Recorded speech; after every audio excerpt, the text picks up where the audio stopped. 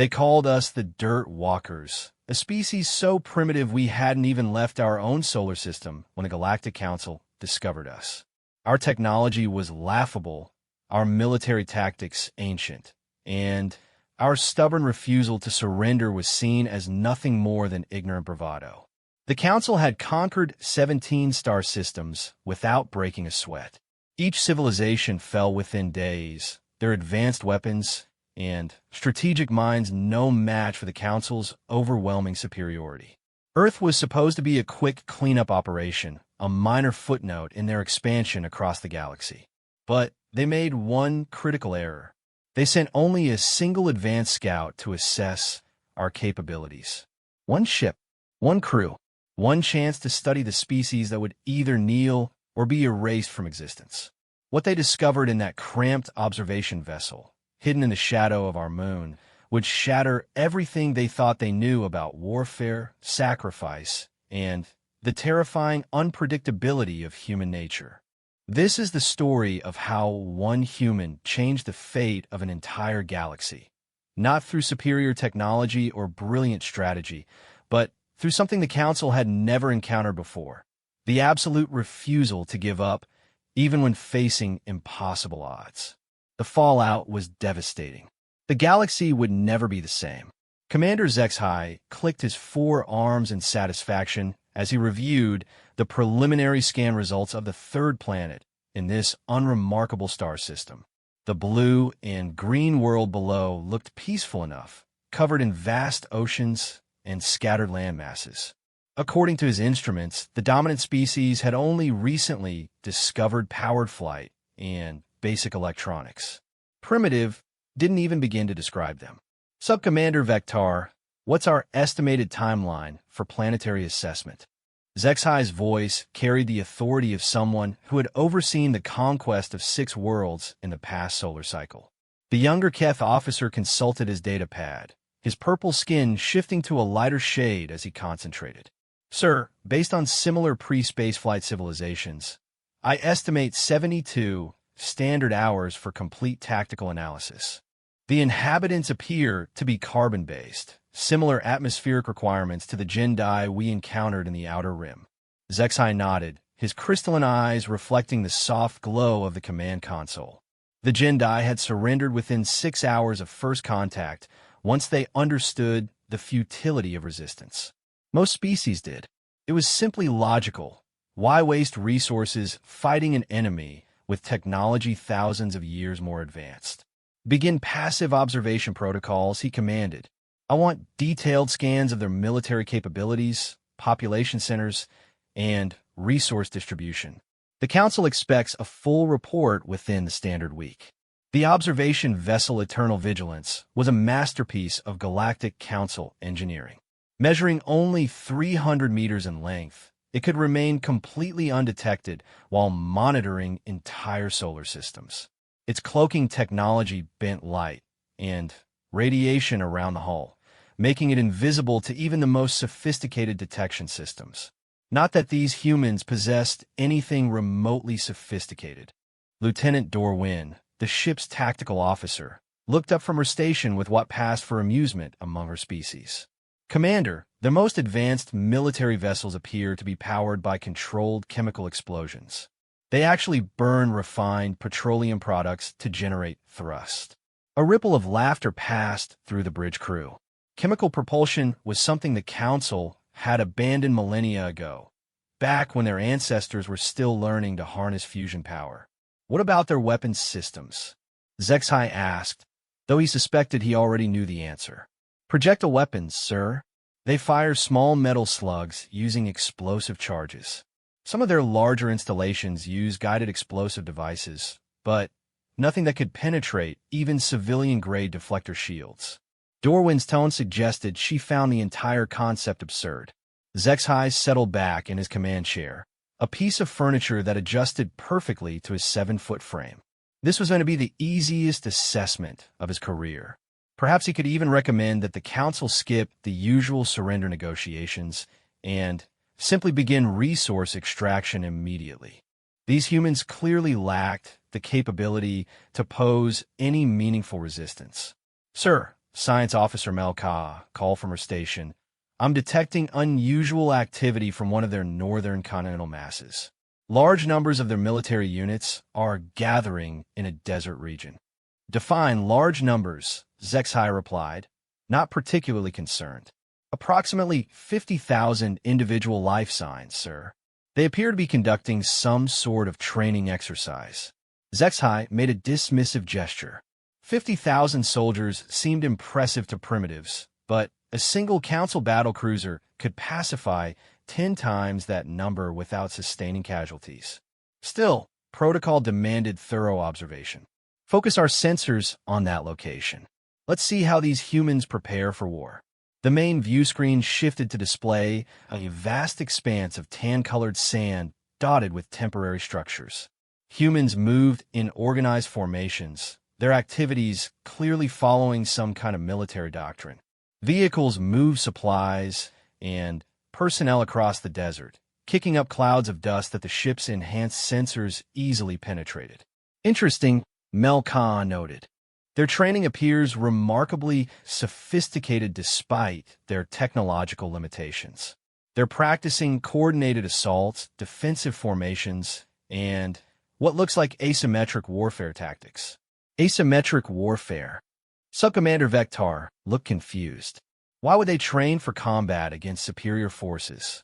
Because they're ignorant, Lieutenant Dorwin replied with confidence. They probably assume any enemy they face will be roughly equivalent to their own capabilities. They have no concept of truly advanced warfare. For 3 days, the crew of the Eternal Vigilance watched the human military exercises with a mixture of professional interest and barely concealed amusement. The humans showed impressive organization and dedication, but their equipment remained laughably primitive. Their fastest aircraft couldn't break the sound barrier consistently, and their heaviest weapons couldn't damage a civilian transport's hull plating. On the 4th day, something changed.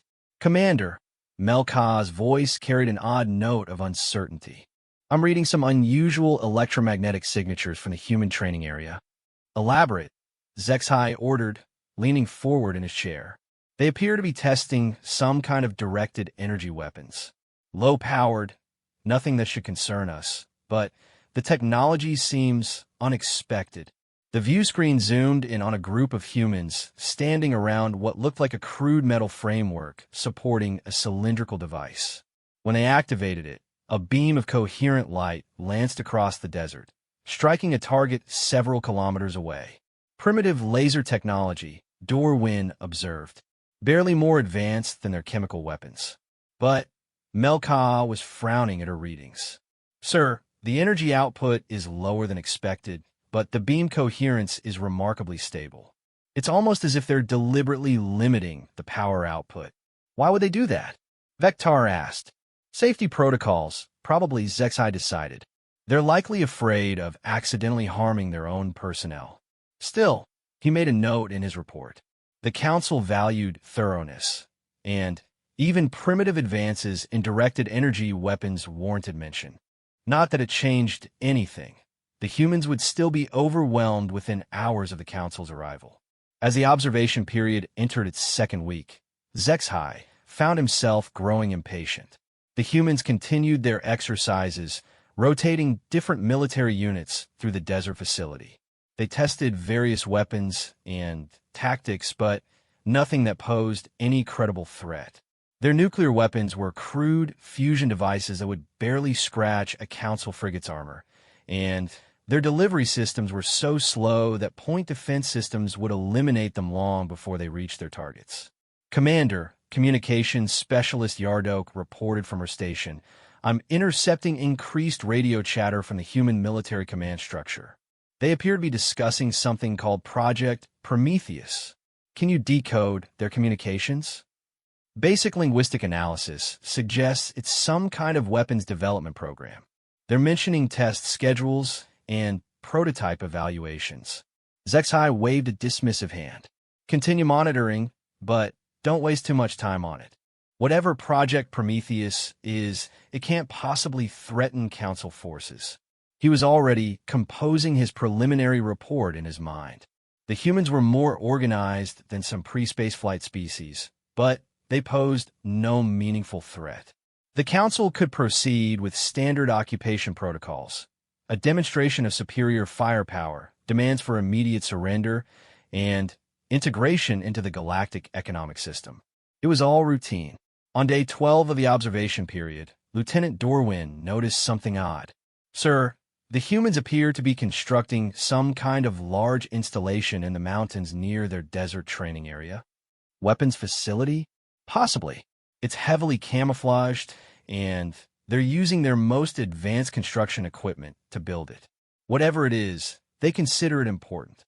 Zexhai ordered the ship to adjust its position for a better view. The installation was indeed well hidden, built into the side of a mountain with multiple layers of concealment.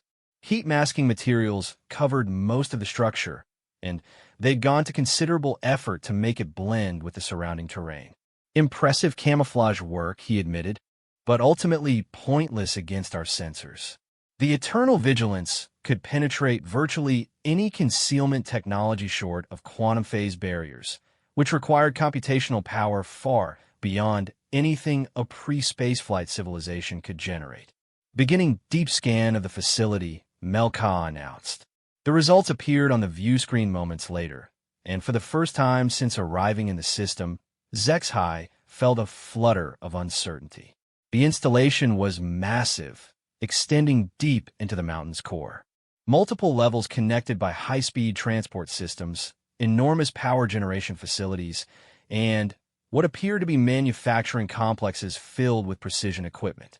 The scale and sophistication far exceeded anything the humans had displayed during the surface observations. How is this possible? Sub-Commander Vector stared at the scan results in disbelief. Their surface technology barely qualifies as industrial-level manufacturing. It could be a natural cave system they've modified, Dorwin suggested, though her voice lacked conviction. But Melka was shaking her head. The precision of the construction, the integrated power systems, the geometric complexity, this was designed and built using advanced engineering principles. There's no way they accomplished this with the technology we've observed. Zexhai studied the scans more carefully. The installation did represent a significant advancement over the human surface capabilities, but it still utilized the same basic technological principles. More sophisticated applications of primitive science, perhaps, but nothing that fundamentally altered the strategic situation. "Continue monitoring," he ordered, "and increase our scan frequency on this installation. I want to know what they're doing in there." Over the following days, the crew watched with growing interest as humans moved equipment and personnel into the mountain facility. The activity patterns suggested some kind of research and development operation, possibly related to the weapons testing they'd observed in the desert. "Sir," Yardok announced on day 15, "I'm detecting a significant increase in encrypted communications between the mountain facility and military commands across their planet. Can you break their encryption?" "Working on it, sir. Their cryptography is more advanced than expected, but still well within our capabilities." When Yardok finally cracked the human communications protocols, the intercepted messages proved surprisingly mundane. Technical discussions, logistical coordination, and what appeared to be routine administrative traffic. Nothing that suggested awareness of the Council's presence or preparation for interstellar conflict. They're still operating under the assumption that any potential threats come from their own species, Zexhai concluded. Typical pre-contact thinking. But as the observation period extended into its third week, small anomalies began accumulating. The humans showed unexpected competence in certain technological areas. Their computer systems, while primitive, demonstrated remarkable efficiency and stability. Their material science appeared more advanced than their surface technology suggested, and their military doctrine included tactical concepts that seemed specifically designed for asymmetric warfare against technologically superior opponents. "Commander," Science Officer Melkar reported on day 20, "I've completed my analysis of their weapons development patterns." Report. The humans appear to be pursuing multiple parallel research paths simultaneously. Some focus on improving their existing technologies incrementally, while others explore entirely new approaches to warfare, such as electromagnetic pulse weapons, advanced computer warfare systems, and what appears to be biological weapons research. Nothing immediately threatening, but the diversity of their research suggests a more sophisticated understanding of military science than we initially assumed. The humans were proving more industrious than expected, but industry alone wouldn't save them from the Council's advanced weaponry. A single battle cruiser carried enough firepower to devastate their entire planet, and the Council could deploy hundreds if necessary. Still, he decided to extend the observation period for another week. Thoroughness was always preferable to haste, especially when dealing with an unknown species. It was a decision that would haunt him for the rest of his life. On day 23, everything changed. "Commander!" Melka's voice carried genuine alarm for the first time since they'd arrived in the system. "I'm reading massive energy spikes from the mountain installation." The view screen immediately focused on the hidden facility. Deep within the mountain, something was generating enormous amounts of power, far more than anything the humans had demonstrated before. "How much power?" "Zethai demandet." "Sir, the readings are impossible. They're generating nearly 10 terawatts of controlled fusion energy." Silence fell over the bridge. 10 terawatts represented serious industrial capacity, enough to power a small council colony or a major military installation. The humans weren't supposed to possess fusion technology at all, let alone the ability to harness it at such scales. "Sensor malfunction," Vector suggested hopefully. But Melka was running diagnostics on her equipment, and her expression grew increasingly troubled. "Sensors are functioning normally, sir. The energy output is real." Zexhai felt the first stirrings of genuine concern.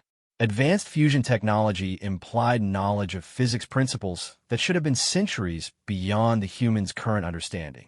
Either they made an extraordinary leap in scientific progress, or could they have had outside assistance, he asked, voicing the possibility that had begun forming in his mind. "From whom?" Dorwin replied. "We've been monitoring their entire system. No other ships, no evidence of contact with spacefaring species. Then, they developed this technology independently," Zexhai concluded, though the implications disturbed him. "Sir," Yardo called from her station, "I'm intercepting new communications from the facility. They're conducting some kind of test." "Of what?" "Unknown, sir. The terminology they're using doesn't match anything in our linguistic databases." On the view screen, the mountain facility continued generating enormous amounts of power. Whatever the humans were testing, it required energy levels that suggested truly advanced technology. And for the first time since arriving at Earth, Commander Zexhai began to suspect that the Council might have seriously underestimated their newest target. The energy readings from the mountain facility had stabilized at an impossible 15 terawatts when Lieutenant Dorwin detected the first signs of what she initially dismissed as sensor interference. "Commander, I'm showing minor gravitational fluctuations near the human installation," she reported, running a quick diagnostic on her instruments. "Probably just atmospheric disturbance from their power generation." Commander Zexhai barely glanced up from his tactical analysis. "Noted. Continue monitoring." But the fluctuations didn't fade. Instead, they grew stronger, creating subtle distortions in local spacetime that made the ship's navigation systems compensate continuously for drift. After 6 hours of increasing anomalies, Zexhai could no longer ignore the readings. "Science Officer Melka, I need an explanation for these gravitational effects." Melka had been studying the phenomenon for the past hour, her normally confident demeanor replaced by visible confusion. "Sir, the gravitational distortions are emanating directly from the mountain facility. The pattern suggests they're manipulating spacetime in a controlled manner." "That's impossible," Subcommander Vector interjected. "Gravitational manipulation requires technology the Council only developed within the last 1,000 years. These humans barely understand fusion power. Nevertheless, Melka replied, the readings are unmistakable. They're creating localized gravitational fields with precision that rivals our own capabilities. Zexai felt a chill run through his exoskeleton. Gravitational manipulation technology had been the foundation of the Council's military supremacy. Their ships could create gravity wells to trap enemy vessels, generate gravity waves that disrupted planetary defenses, and manipulate space-time to achieve faster-than-light travel. If the humans possessed similar capabilities, could they be using it offensively? He asked. Unknown, sir. The power levels suggest experimental testing rather than weapons development. But the potential applications are significant. For the next 48 hours, the crew of the Eternal Vigilance watched in growing alarm as the human facility continued generating gravitational anomalies. The effects remained localized and apparently controlled, but the mere fact that a pre-spaceflight civilization could manipulate fundamental forces challenged everything the Council believed about technological development. Sir, Communications Specialist Yardok reported on the third day of gravitational activity. I've decoded more of their internal communications. They're referring to something called spatial compression testing. Spatial compression? Yes, sir. The terminology suggests they're attempting to fold space itself. Zexai exchanged glances with his senior officers. Space folding was an advanced form of faster-than-light travel that even the Council used sparingly due to its enormous energy requirements and complex calculations. Are they attempting FTL travel? He asked. The power signatures don't match FTL drive systems, Melkar replied. This appears to be something else entirely. Whatever the humans were testing, it required increasingly sophisticated applications of gravitational manipulation. The facility's power output continued climbing, reaching levels that strained even the Council's understanding of fusion efficiency. More troubling, the gravitational effects were beginning to influence objects at considerable distances. Commander, Lieutenant Dorwin's voice carried genuine concern. The gravitational distortions are affecting our ship's position. I'm having to make constant course corrections to maintain our observation point. How is that possible at this distance? Unknown, sir. But the field effects are extending much further than our models predict. Zexai ordered the ship to increase its distance from Earth, moving to a safer observation position beyond the planet's moon. Even from that range, the gravitational anomalies remained detectable, suggesting the humans were manipulating forces on a scale that defied their apparent technological limitations. Sir, Science Officer Melka announced, I believe I understand what they're attempting. Explain. The gravitational manipulation, the spatial compression references, the enormous power requirements. They're not trying to travel through space. They're trying to bring space to them. The bridge fell silent as the implications sank in. Spatial folding for transportation purposes was one thing, but using gravitational manipulation to compress space itself opened possibilities that even the Council had never fully explored. Could they be attempting to create some kind of weapon? Vector asked. Or a defensive system, Dorwin suggested. Spatial compression could theoretically create impenetrable barriers or redirect incoming attacks. But Melka was shaking her head. The power distribution patterns suggest neither weapons nor defense. This appears to be industrial. Industrial? Zexai felt his confusion deepen. Yes, sir. They're using gravitational manipulation to compress physical space around their manufacturing processes. Imagine being able to fit an entire factory complex into a space the size of a small room, or conducting research that normally requires planetary-scale facilities in a laboratory that fits inside a mountain. The concept was staggering. The Council had never considered using spatial compression for manufacturing purposes, focusing instead on its military applications. But if the humans could master such techniques, they could develop and produce technology at unprecedented rates. How advanced could their real capabilities be? Zet hai wunda allow. Sir, Yardok interrupted. I'm detecting new transmissions from the facility. They appear to be conducting final preparations for something they're calling Phase 2. Phase 2 of what? Unknown, sir. The communications are heavily encrypted and use terminology that doesn't match any known scientific concepts. Over the following days, activity at the mountain facility intensified dramatically. Humans moved massive amounts of equipment into the compressed spaces within the mountain, while the gravitational effects grew stronger and more complex.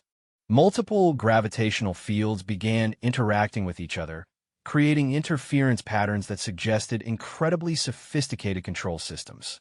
Commander, Melkar reported on day 32 of the observation period. They're preparing to activate multiple spatial compression fields simultaneously. What would that accomplish? Theoretically, intersecting compression fields could create pockets of space with altered physical properties. Different gravitational constants, modified electromagnetic interactions, even regions where time flows at different rates. Zexhai felt his certainty about human capabilities crumbling. The technology Melka described exceeded even the Council's most advanced research. If the humans could create regions of space with altered physical laws, they could develop technologies that operated under entirely different principles. Sir, Lieutenant Dorwin's voice carried unmistakable alarm. I'm reading massive power buildup in the facility. Energy levels are approaching 25 terawatts and climbing rapidly. Tactical assessment. Unknown, sir. We're in uncharted territory. The view screen focused on the mountain facility as energy readings continued climbing. At 30 terawatts, the power output exceeded anything the Council had ever recorded from a planetary installation. At 35 terawatts, the gravitational effects began creating visible distortions in space around the facility. Sir, Melka shouted over the increasing alarm signals from her instruments. Spatial compression fields are intersecting. The physical laws inside the facility are becoming unstable. Zexhai gripped his command chair as the ship's sensors struggled to process readings that contradicted basic physics. Inside the mountain facility, space itself was folding into configurations that shouldn't have been possible. And then, suddenly, everything stopped. The power readings dropped to normal levels. The gravitational effects ceased. The spatial distortions faded away as if they had never existed. What happened? Zexhai demanded. Science Officer Melka studied her instruments with growing amazement. Sir, the facility appears to have successfully stabilized multiple intersecting compression fields. They've created pockets of space with dramatically altered physical properties, meaning they can now conduct research and manufacturing under physical laws that we've never encountered. Technologies that are impossible in normal space might be routine inside those compressed fields. The implications were staggering. The humans hadn't just developed advanced technology. They had created environments where even more advanced technologies became possible. What could a species accomplish when freed from the normal constraints of physics? Sir, Yardok announced new communications from the facility. They're reporting complete success with Phase 2 testing. And Phase 3? Zexhai asked, though he dreaded the answer. According to their transmissions, Phase 3 involves something they call dimensional interface protocols. Before anyone could ask what that meant, Lieutenant Dorwin's tactical console exploded with warnings. Commander, I'm detecting energy signatures unlike anything in our databases. Multiple sources originating from everywhere. The main view screen shifted to display long-range sensor readings, and Zexhai felt his world collapse around him. Energy signatures were appearing throughout the star system, not just near Earth, but around every planet, asteroid belt, and major gravitational body. How many sources? He asked, his voice barely above a whisper. Over 300 distinct signatures, sir. And they're all identical to the energy patterns from the mountain facility. That's impossible, Vectar protested. They can't have facilities throughout the system. We've been watching them for over a month. But Melka was studying the readings with growing horror. Sir, I don't think these are separate facilities. The energy signature suggests a single source projecting itself through dimensional interfaces. Explain. The mountain facility isn't just manipulating space. It's connecting multiple points in space through dimensional shortcuts. They've created a network that allows them to project their capabilities anywhere in the star system instantaneously. Zexai stared at the tactical display, showing hundreds of energy signatures surrounding his ship. The humans hadn't just developed advanced technology, they had created a system that gave them effective control over their entire star system. Sir, Dorwin's voice was barely steady. I'm detecting directed energy beams focusing on our position. From where? From everywhere, sir. Every energy signature in the system is targeting the eternal vigilance. The reality of their situation struck Zexai like a physical blow. The humans had not only detected their supposedly undetectable ship, but had surrounded it with weapons platforms that could strike from any direction simultaneously. Evasive maneuvers, he ordered. But Lieutenant Dorwin was already shaking her head. Sir, they have us completely surrounded. Every possible escape vector is covered. Sir, Communications Specialist Yardok announced, her voice filled with disbelief. We're receiving a transmission. From a humans. Zexai closed his eyes for a moment, realizing that everything the Council thought it knew about warfare, technology, and the nature of spacefaring civilizations was about to change forever. Put it through, he commanded. The view screen shifted to display a single human sitting in what appeared to be a simple chair in an ordinary room. The human was elderly by their species standards, with gray hair and lines around his eyes that suggested extensive life experience. He wore simple clothing and showed no obvious signs of technological enhancement. When he spoke, his voice carried the quiet confidence of someone who held absolute power. Greetings, Commander Zexai of the vessel Eternal Vigilance. My name is Dr. James Morrison, and I believe we need to talk. Commander Zexai stared at the human on the view screen, his mind racing through possibilities that all seemed equally impossible. How could this primitive species not only detect his cloaked vessel, but also know his name and ship designation? Dr. Morrison, Zexai replied, forcing his voice to remain steady despite the hundreds of energy signatures surrounding his ship. I must admit you have caught us unprepared. The elderly human smiled, and something in that expression made Zexai's exoskeleton crawl. It wasn't the smile of someone who had gained an unexpected advantage. It was the smile of someone who had been planning this moment for a very long time. Commander, we've been aware of your presence since the moment you entered our solar system 34 days ago. Your cloaking technology is impressive, but it operates on principles that we've understood for quite some time. Impossible, Subcommander Vectar muttered, loud enough for the transmission to pick up. Dr. Morrison's attention shifted to Vectar with the precision of a predator focusing on prey. Subcommander Vectar of the Keth Hegemony, second son of Admiral Korvac, graduated with honors from the Council War College on Nexus Prime. Your dissertation on asymmetric warfare tactics was particularly insightful, though somewhat limited by your assumptions about technological capabilities. Vectar's skin shifted to a pale blue that indicated shock among his species. How do you know that information? Those records are classified at the highest levels. We know many things, Subcommander. For instance, we know that Lieutenant Dorwin has been developing unauthorized modifications to standard tactical protocols because she believes the Council's current strategies are inadequate for dealing with what she terms evolutionary leap species. We know that Science Officer Melka has been conducting private research into dimensional physics that would be considered treasonous if her superiors discovered it. And we know that Communication Specialist Yardok has family members in the Outer Rim territories who have been secretly organizing resistance movements against Council expansion. Silence fell over the bridge of the Eternal Vigilance. Each crew member stared at the view screen with expressions ranging from shock to terror. Information that should have been impossible for humans to access was being casually recited by an elderly man sitting in what looked like an ordinary office. Dr. Morrison, Commander Zexai, said carefully, perhaps we should discuss the terms of our dialogue. Oh, We're well past dialogue, Commander. What we're having now is a negotiation. You see, your ship and crew represent a significant intelligence asset, and we have some decisions to make about how to proceed. Are you threatening us? Dr. Morrison's expression grew more serious. Commander, I'm going to share something with you that I hope will clarify our situation. 3 months ago, we intercepted communications from a Council fleet massing in the Centauri system.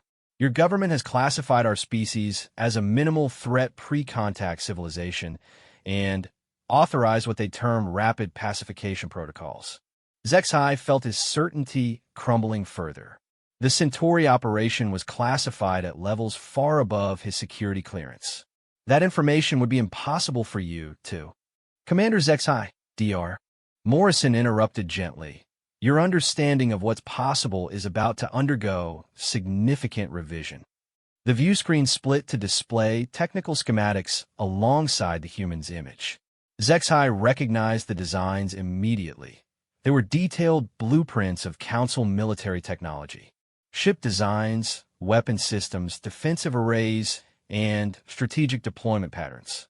Information that represented centuries of technological development was being displayed with casual confidence. We've been monitoring Council activities for considerably longer than you might expect, Dr. Morrison continued. Your expansion into what you call the Outer Rim has been proceeding exactly as your strategic planners intended, with one small exception. What exception? Zexai asked, though he suspected he wouldn't like the answer. Every species you've encountered so far has been exactly what they appear to be. Civilizations that developed along predictable technological paths, with capabilities that match their apparent progress. We, however, are something different.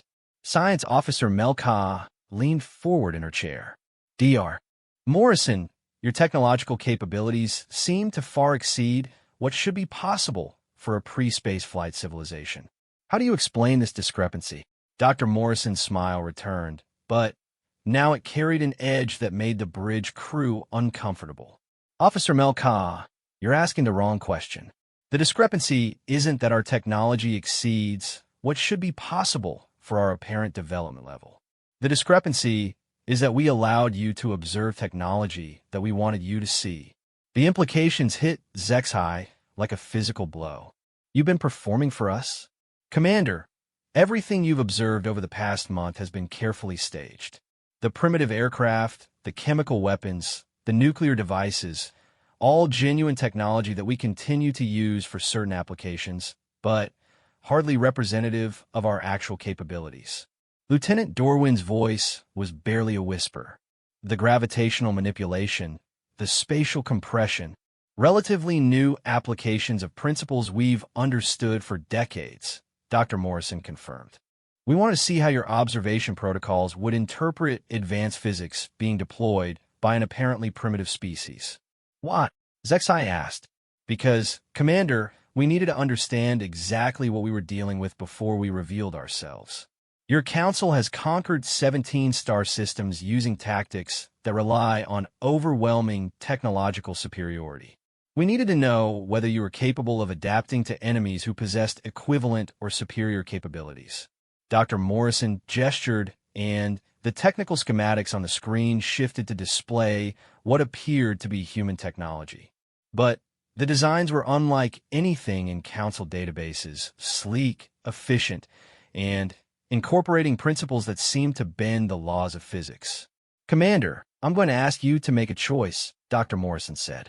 Your government has dispatched a fleet of 43 vessels to our solar system with orders to pacify or eliminate our species. That fleet will arrive in approximately 6 standard days.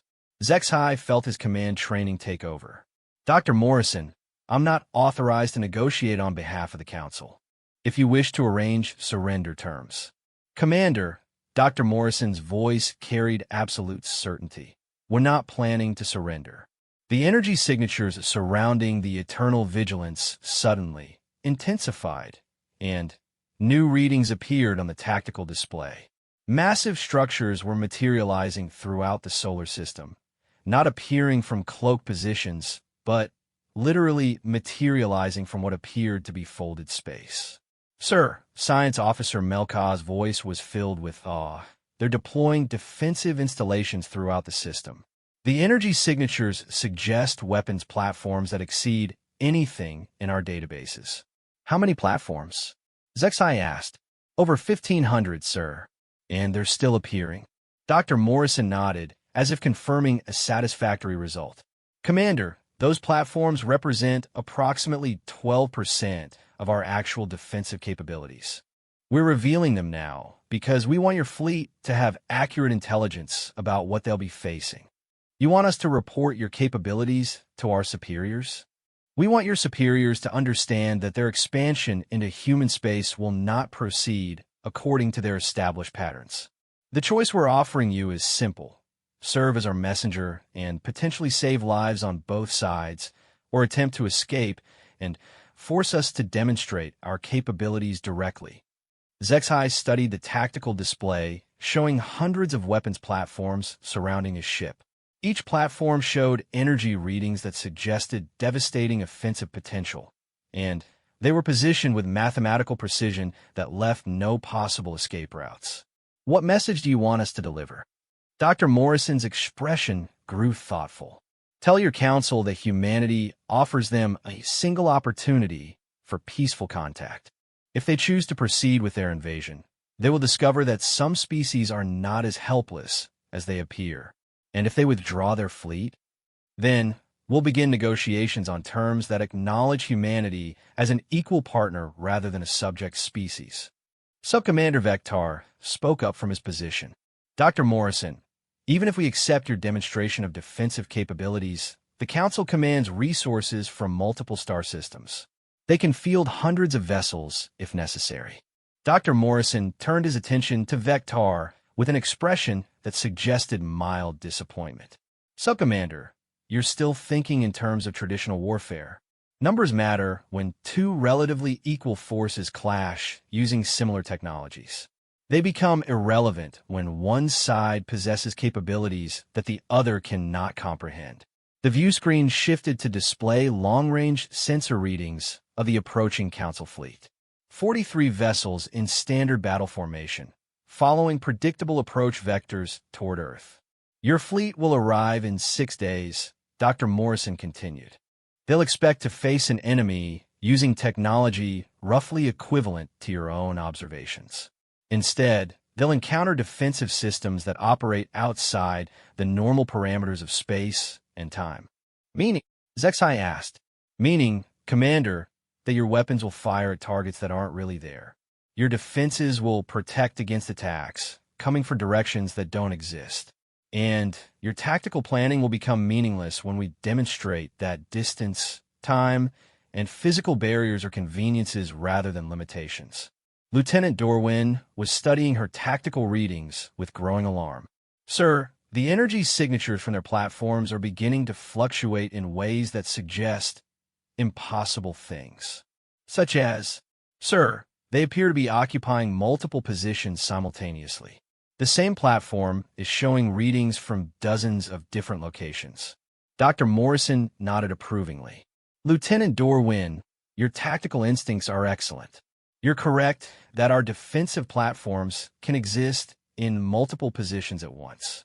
We call it probability multiplication, the ability to be present wherever we might need to be. Science Officer Melka leaned forward desperately. Dr. Morrison, that would require manipulating quantum mechanics on a macro scale. The computational power alone would be considerable, yes, Dr. Morrison agreed. Fortunately, when you can fold space to create computational environments with altered time flows, processing power becomes much less of a constraint. Zexai felt the last of his preconceptions crumble. The humans hadn't just advanced beyond their apparent technological level. They had transcended the normal limitations of physics itself. Dr. Morrison, he said quietly, what are you? The elderly human's smile faded, replaced by an expression of profound seriousness. Commander, we're what happens when a species chooses curiosity over conquest, cooperation over dominance, and exploration over exploitation. We're what you could have become if you'd made different choices. Are you going to destroy our fleet? That depends entirely on your fleet's choices, Commander. We prefer to avoid violence, but we will not allow our species to be conquered or enslaved. Dr. Morrison gestured again, and the display showed detailed tactical analyses of the approaching Council vessels. Every ship's capabilities, crew complement, and strategic role were laid out with precision that suggested perfect intelligence gathering.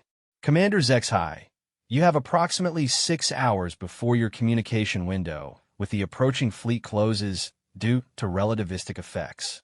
I suggest you use that time to craft a very careful message. The transmission ended, leaving the bridge of the Eternal Vigilance in stunned silence. Around them, human defensive platforms continued materializing from folded space, creating a network of weapons that could strike from any direction at any time. And in 6 days, a Council fleet confident in their overwhelming superiority would arrive to face an enemy unlike anything they had ever imagined. Admiral Korvac Zethmore had commanded Council fleets for over 3 decades, and in that time he had never encountered a pre-spaceflight civilization that required more than a standard intimidation protocol to achieve surrender. When he received Commander Zexhai's urgent transmission from the human solar system, his first assumption was that the observation vessel's crew had suffered some kind of psychological breakdown. Play the message again. He ordered his communication officer from the bridge of the battle cruiser Inevitable Victory. The recording of Commander Zexhai appeared on the main view screen, but instead of the confident officer Admiral Zethmore remembered, the Keth commander looked haggard and deeply shaken. Admiral, I must stress that everything in this report has been verified through multiple independent sensor readings. The humans possess technological capabilities that far exceed their apparent development level. They have demonstrated gravitational manipulation, spatial compression, dimensional interface technology, and what appears to be probability multiplication on a macro scale. Admiral Zethmore paused the recording and looked around his bridge crew. Comments. Captain Veltar, his tactical officer, shook her head in obvious disbelief. Sir, with respect to Commander Zexhai, those capabilities would require computational and energy resources orders of magnitude beyond anything a pre-spaceflight species could generate. My assessment as well, the Admiral replied, restarting the recording. Furthermore, Zexhai continued, the humans have demonstrated perfect intelligence gathering capabilities regarding Council military assets, personnel records, and classified strategic operations. They knew details about crew members that should have been impossible to access, and displayed technical schematics of our most advanced military systems. Admiral Zethmore frowned. Perfect intelligence gathering suggested either impossible sensor technology or a security breach within Council systems. Neither explanation seemed credible. Admiral, Commander Zexhai's image continued. The humans have surrounded our vessel with over 1,500 weapons platforms, each showing energy signatures that exceed our heaviest battle cruiser armaments. They claim this represents 12% of their actual defensive capabilities. Preposterous, Strategic Coordinator Mordak muttered from his station. 1,500 platforms of that power level would require industrial capacity equivalent to a dozen mature colonies. The recording continued with Zexhai's increasingly desperate attempts to convey the impossibility of what he had observed. Defensive systems that could exist in multiple locations simultaneously, weapons that operated outside normal spatial parameters, and manufacturing capabilities that ignored conventional physical limitations. Admiral, the recorded Zexhai concluded, I believe the humans represent a threat level unlike anything in Council experience. I strongly recommend postponing the invasion pending further evaluation of their capabilities. Admiral Zethmore deactivated the recording and sat back in his command chair.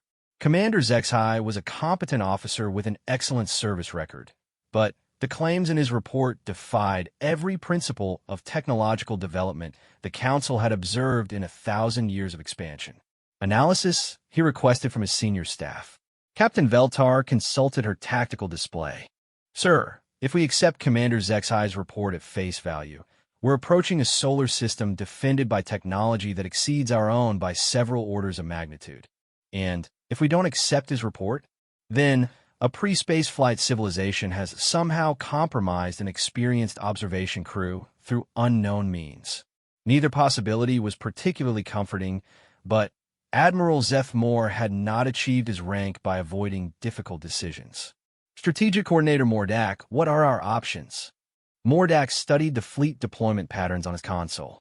We could request additional vessels from High Command, but that would delay our operation by several months.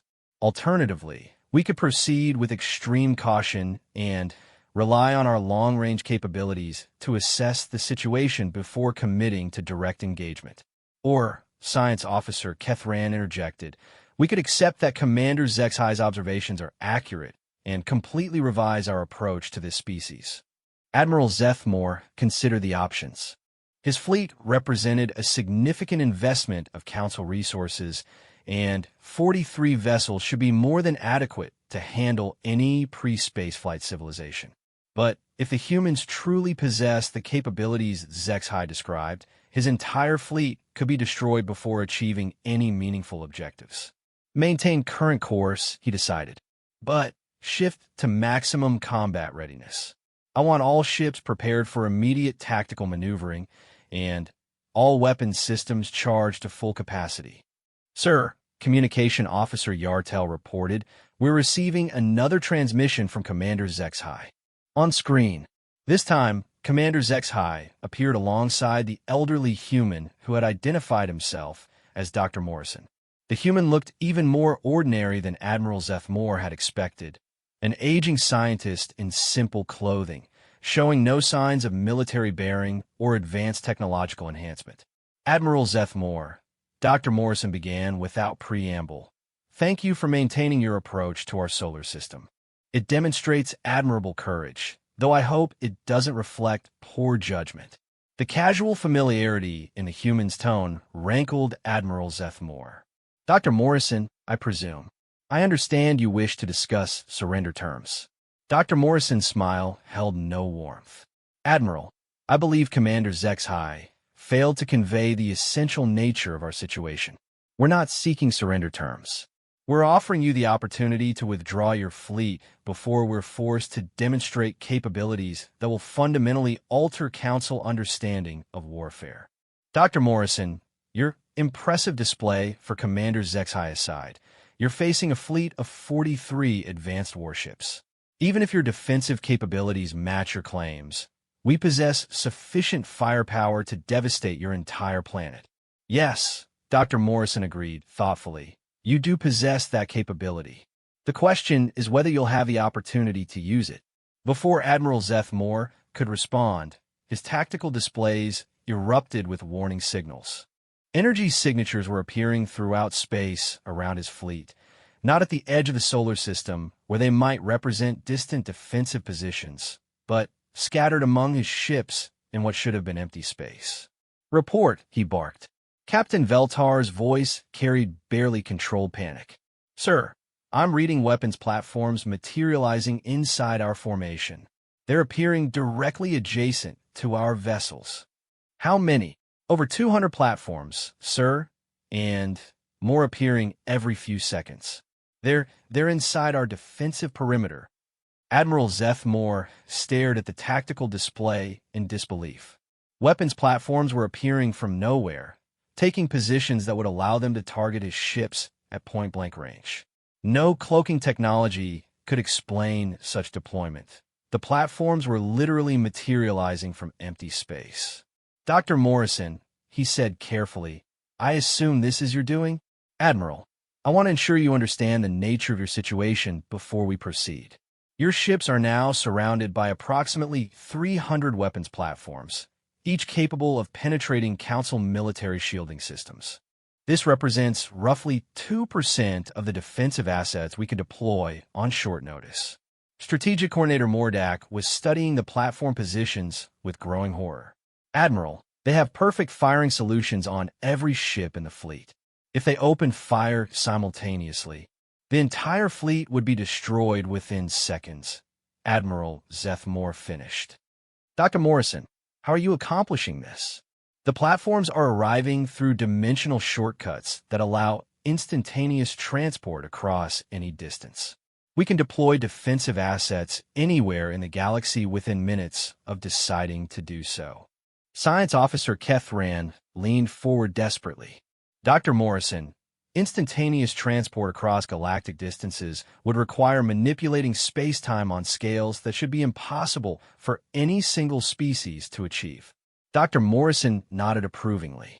Officer Kethran, your scientific training is excellent. You're absolutely correct that such capabilities would normally be impossible. However, when you can create pocket dimensions with accelerated time flows, projects that would normally require centuries can be completed in days.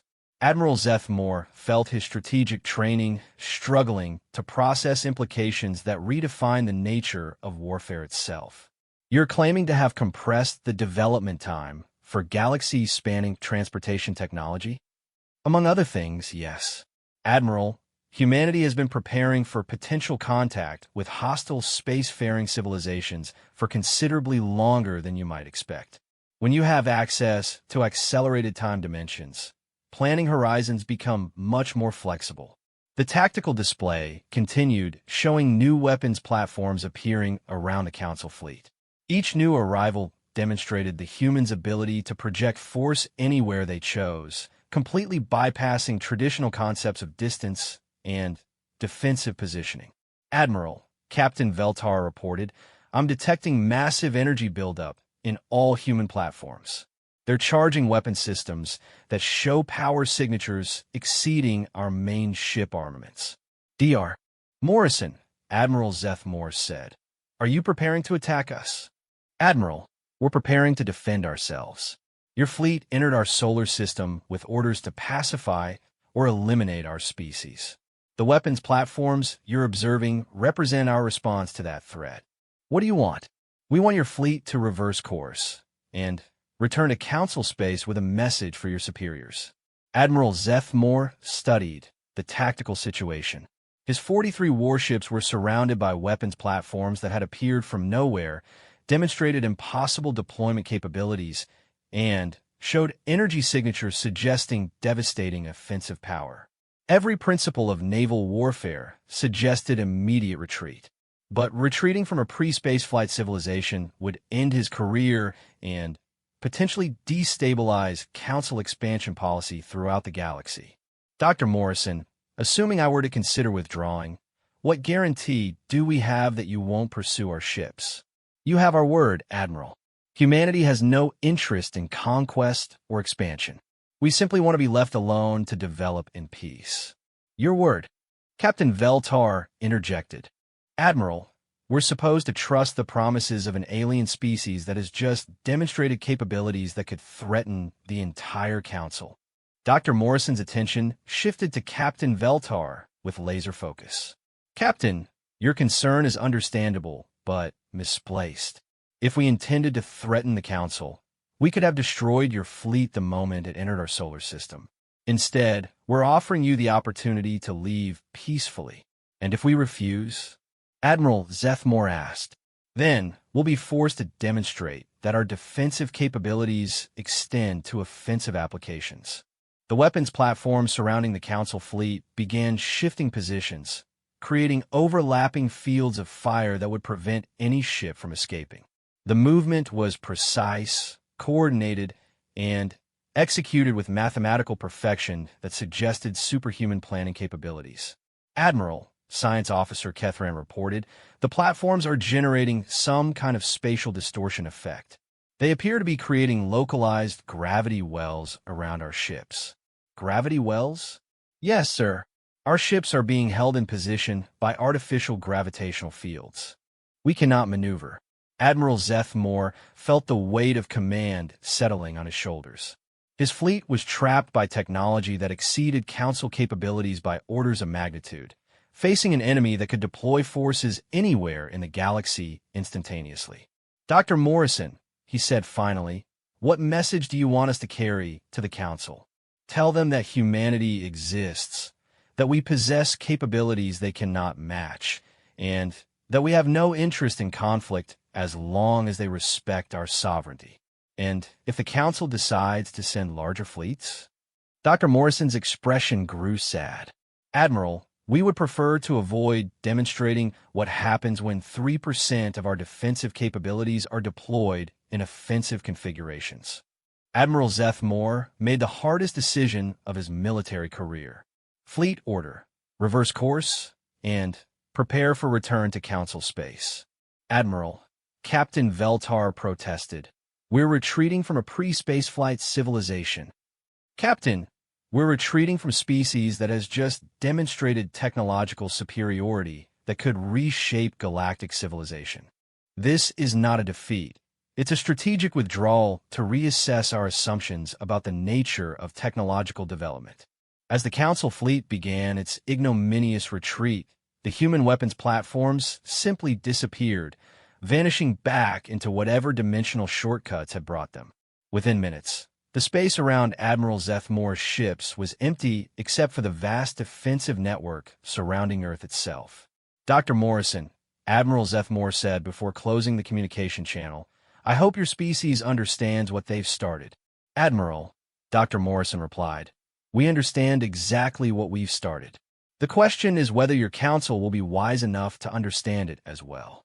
The communication ended, leaving Admiral Zeth Moore to contemplate how he would explain to the Council High Command that humanity represented a threat unlike anything they had ever encountered, and that the age of easy conquest was about to end forever. 6 months after Admiral Zeth Moore's fleet retreated from the human solar system, the Council High Command convened an emergency session on Nexus Prime. The Grand Amphitheater, designed to accommodate representatives from dozens of species, buzzed with nervous energy as military leaders, scientists, and politicians grappled with reports that challenged everything they believed about galactic civilization. Supreme Chancellor Vexthara, leader of the Council for over 2 centuries, called the Assembly to order with obvious reluctance.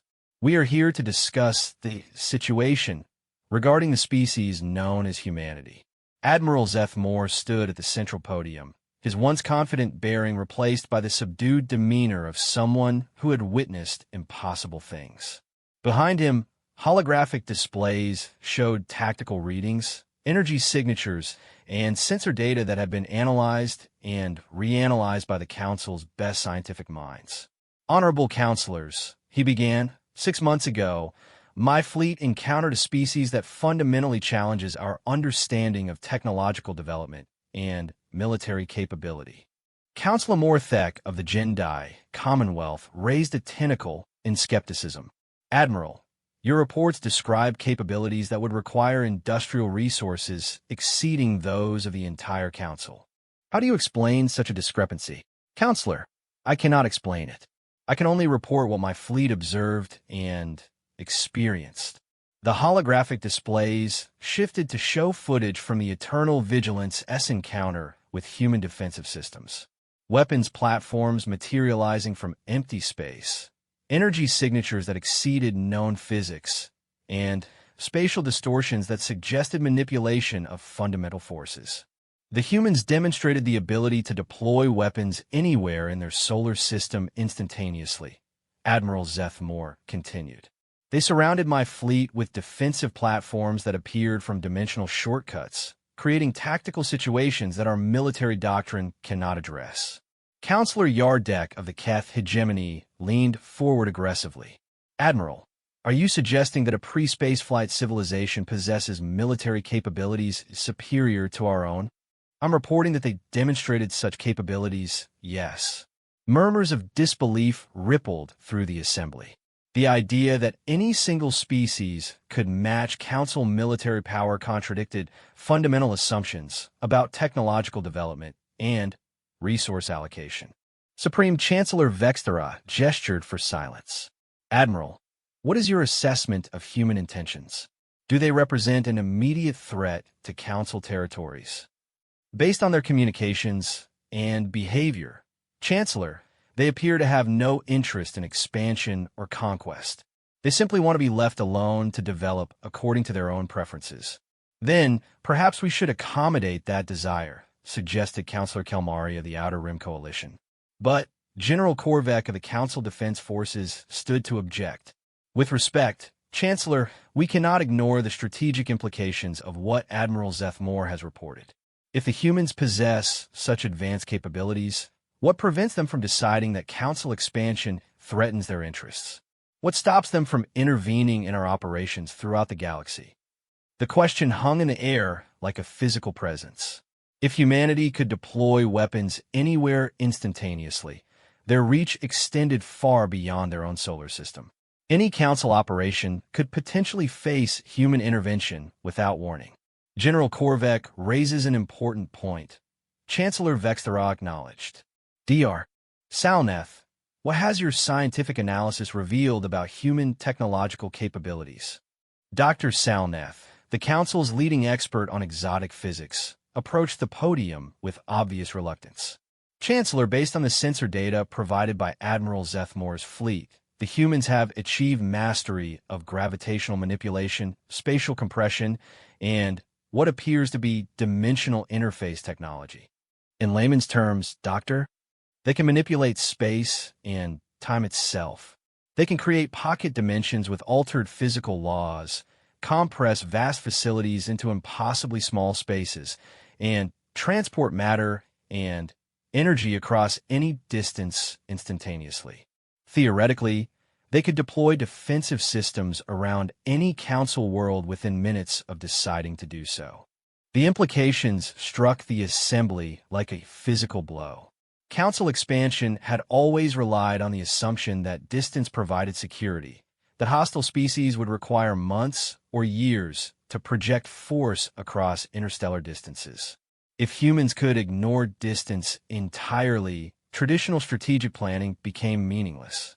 Furthermore, Salneth continued, their manufacturing capabilities appear to operate in accelerated time dimensions. Projects that would normally require decades could be completed in days or weeks. Counselor Thekvar of the Trade Federation spoke up nervously. Doctor, if their industrial capacity operates in accelerated time, how advanced could their technology become? Unknown, Counselor.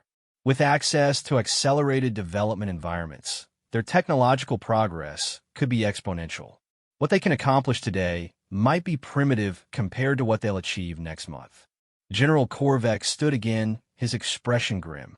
Chancellor, we face an enemy that can deploy superior weapons anywhere in the galaxy instantaneously, whose industrial capacity operates outside normal temporal constraints, and whose technological development rate exceeds our ability to monitor or predict. Are you recommending military action, General? I'm recommending that we acknowledge reality. Chancellor, the humans represent an existential threat to Council civilization as we know it.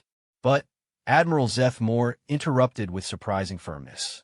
General, with respect, that assessment assumes hostile intent where none has been demonstrated. The humans had my entire fleet at their mercy and chose to let us retreat rather than destroy us. This time, General Korvek replied, what happens when their interests change? What happens when they decide that Council expansion threatens their security? The debate continued for hours, with various counselors proposing everything from immediate surrender to massing the entire Council military for a preemptive strike. But gradually, a consensus emerged around the recognition that humanity represented something unprecedented in galactic civilization.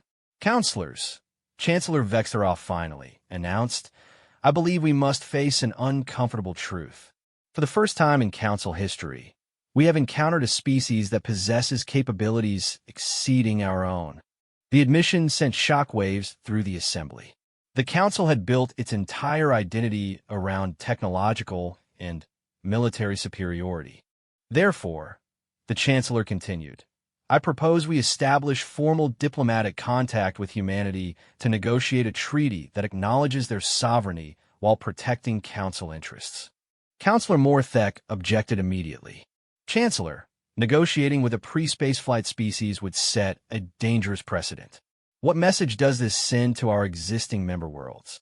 It sends a message that the Council is capable of adapting to new realities rather than blindly following outdated assumptions. The vote, when it finally came, passed by the narrowest possible margin. The Council would open formal diplomatic relations with humanity, treating them as equals rather than subjects. 3 weeks later, a Council diplomatic vessel approached Earth under strictly peaceful protocols. Ambassador Keflon had been chosen for the mission specifically because of his experience with first contact situations, though none of his previous assignments had involved species with superior technological capabilities. The human response came before his ship had even entered the solar system. Ambassador Keflon Dar. Morrison's familiar voice filled the diplomatic vessel's bridge. Welcome to Earth space. We've been expecting you. Dr. Morrison, thank you for agreeing to these discussions. Ambassador, before we begin formal negotiations, there's something I'd like to show you. The view screen shifted to display what appeared to be an impossible vista. Thousands of star systems visible simultaneously, as if viewed from a position that existed outside normal space. Planets, space stations, and fleets of vessels were clearly visible across distances that should have been unmeasurable. What am I looking at? Ambassador Keflon asked. This is our standard monitoring configuration, Ambassador. We observe activity throughout Council space in real time, allowing us to respond to threats or opportunities as they develop. The implications were staggering. Humanity wasn't just capable of projecting force across galactic distances. They were actively monitoring the entire Council civilization continuously. How long have you been watching us? Keflon asked. Since our first detection of Council expansion approximately 50 years ago.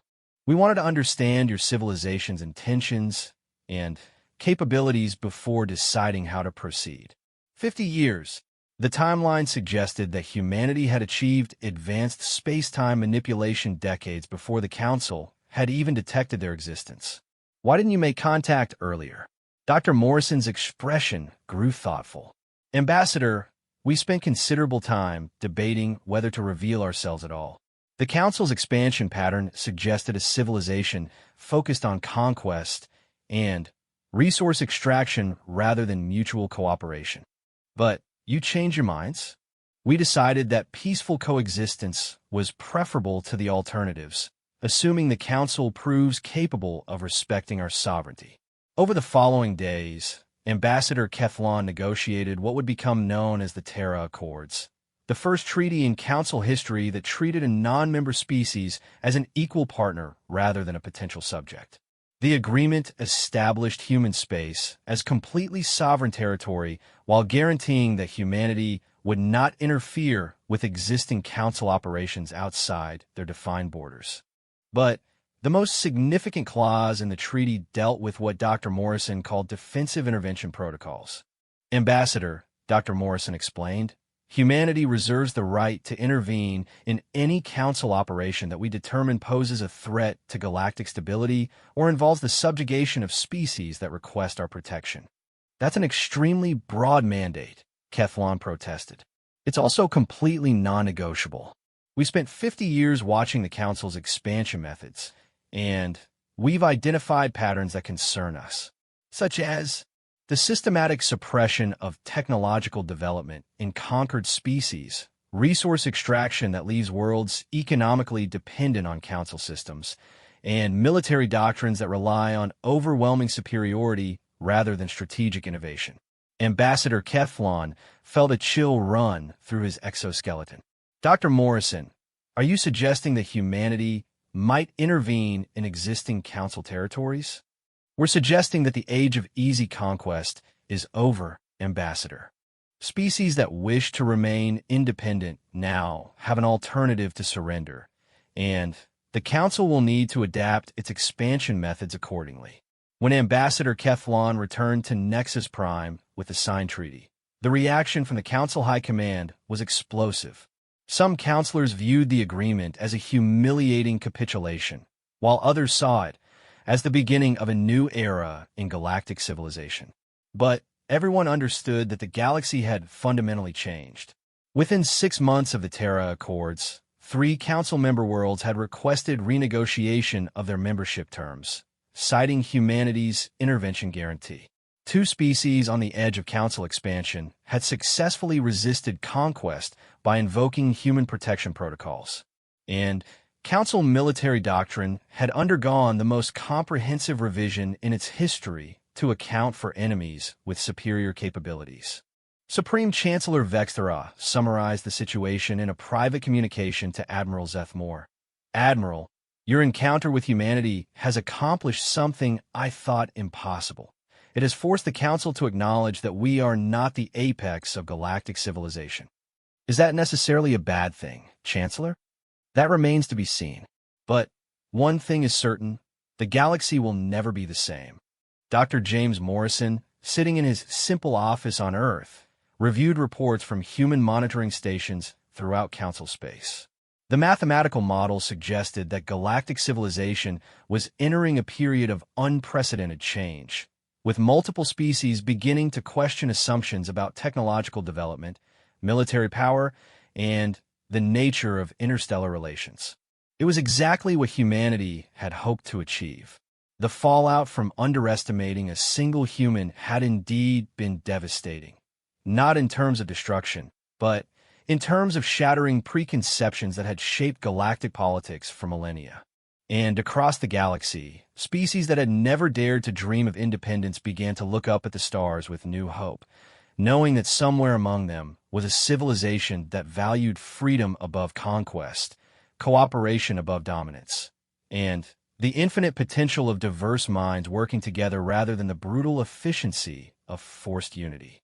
The age of human influence had begun, and the universe would never be the same.